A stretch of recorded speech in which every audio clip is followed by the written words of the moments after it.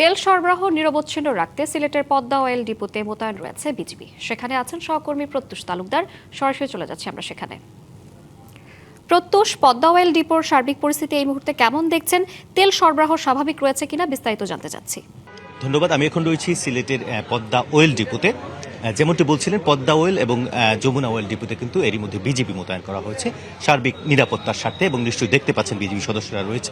এবং এখানকার কর্তৃপক্ষ যারা বলছেন তারা কিন্তু বলছেন যে যারা ফিলিং স্টেশন মালিকদের কিংবা তাদের চাহিদা অনুযায়ী কিন্তু এখানে জ্বালানি সরবরাহ করা হচ্ছে, এবং তারা বলছেন যে আগের পূর্ববর্তী চাহিদার অনুপাতেই কিন্তু এবার জ্বালানি তাদেরকে সরবরাহ করা হচ্ছে। তবে সেটি হচ্ছে কৃত্রিম সংকট তৈরি করছে একটি মহল, আসলে প্রয়োজনের অতিরিক্ত ভিড় করে এবং নানা ধরনের গুজবে। তো একটু এখানে উপস্থিত রয়েছেন 48 বিজিবির সিও নাজবুল হক, তার সাথে একটু কথা বলবো। আসলে দুটি ডিপোতে আপনারা কি কি কার্যক্রম করবেন বা সার্বিক কার্যক্রম ছোট্ট করে দিন। নগদ নিয়ে এলো হার না মানা হার অফার। সর্বনিম্ন 10,000 টাকা রেমিটেন্স নগদে পাঠালে থাকছে স্বর্ণের হার জেতার সুযোগ।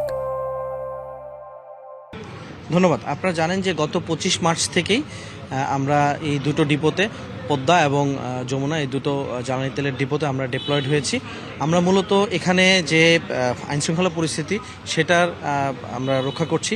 এর পাশাপাশি এই দুটো ডিপো থেকে যেন আমাদের যে তেলের কৃত্রিম সংকটের যে একটা সম্ভাবনা রয়েছে সেটাকে আমরা যেন নিরবিচ্ছিন্নভাবে সরবরাহ হয়, কৃত্রিম সংকট তৈরির যেন কোনো প্রয়াস না হয় সেই ব্যাপারটা আমরা লক্ষ্য করছি, দেখভাল করছি।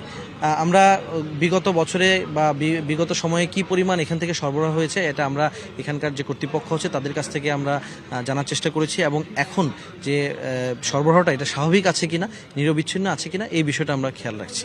অনেক ধন্যবাদ আপনাকে। এছাড়াও তিনি বলছিলেন যে আসলে সার্বিক নিরাপত্তা এবং এছাড়াও সীমান্ত দিয়ে যাতে কোনো ধরনের জ্বালানি তেল পাচারের অপতৎপরতা না চলে সেটি রোধে কিন্তু তারা কড়াকড়ি ব্যবস্থা নিয়েছেন। এই ছিল সিলেটের। প্রত্যুষ, আপনাকে ধন্যবাদ।